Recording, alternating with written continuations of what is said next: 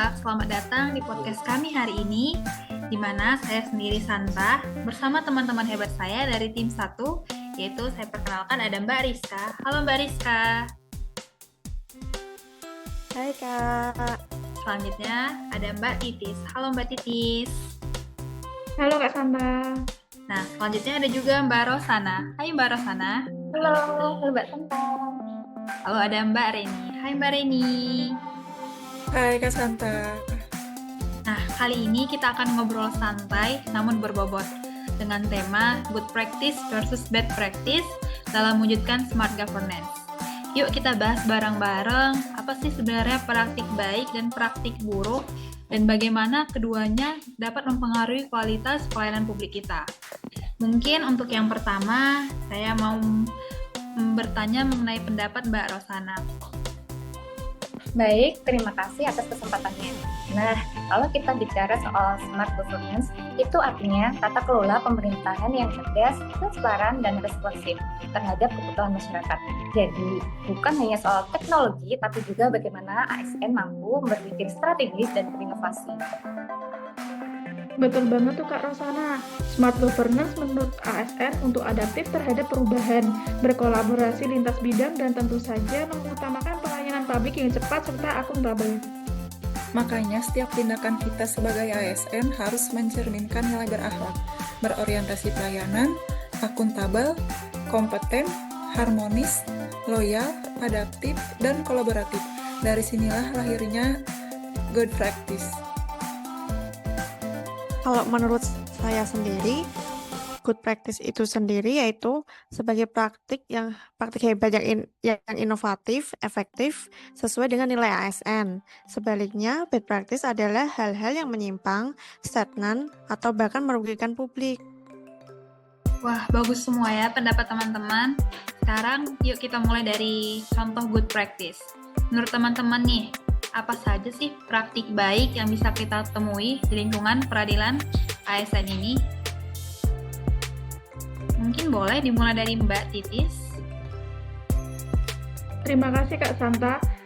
Saya ambil contoh nih dari lingkungan satuan kerja kita pengadilan, yaitu penerapan layanan e-court dan e-litigation. Dengan sistem digital ini, pendaftaran perkara, pembayaran, dan panggilan sidang bisa dilakukan secara online. Hasilnya, pelayanan lebih cepat dan transparan. Saya setuju dengan pendapat Mbak Titis. Itu contoh nyata digitalisasi layanan publik. Di instansi lain, good practice juga bisa berupa PTSP atau pelayanan terpadu satu pintu. Layanan ini menggabungkan berbagai urusan dalam satu meeting. Jadi, masyarakat nggak perlu berpindah-pindah. Kalau saya menambahkan dari sisi internal, good practice juga terlihat dari budaya evaluasi kinerja berbasis data. Jadi, setiap pegawai dinilai bukan berdasarkan kedekatan, tapi hasil kerja nyata. Dan satu lagi, good practice bisa muncul dari hal sederhana, seperti disiplin waktu dan komunikasi yang efektif antar bagian. Kunci keberhasilannya yaitu kesadaran bahwa pelayanan publik bukan hanya kewajiban, tetapi juga amanah. Wah, menarik semua nih pendapatnya. Jadi kalau kita simpulkan, good practice itu sebenarnya berhasil karena ada 3 hal, yaitu yang pertama, adanya komitmen pimpinan, lalu yang kedua, adanya budaya kolaborasi, dan yang ketiga itu dengan adanya pemanfaatan teknologi yang baik dan benar. Nah, menurut teman-teman sendiri, bagaimana sih supaya praktik baik ini bisa menular ke unit lain? Mungkin boleh dimulai dari Mbak Rosana. Terima kasih atas kesempatannya.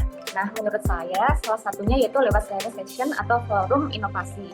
Kalau setiap unit berbagi keberhasilan, maka budaya inovatif akan meluas dengan sendirinya. Dan tentu saja penting juga nih memberi apresiasi kepada ASN yang inovatif. Kadang penghargaan kecil bisa memotivasi banyak orang untuk ikut berubah. Wah, saya setuju nih dengan pendapat dari Mbak Rosana dan Mbak Titis.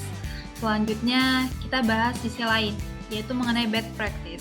Apa sih contoh praktik buruk yang sering kita lihat di lapangan? Boleh dimulai, saya ingin bertanya ke Mbak Reni. Yang paling sering adalah kurang disiplin dan enggan beradaptasi dengan sistem digital. Masih ada pegawai yang memilih cara manual karena dianggap lebih mudah, padahal itu memperlambat pelayanan.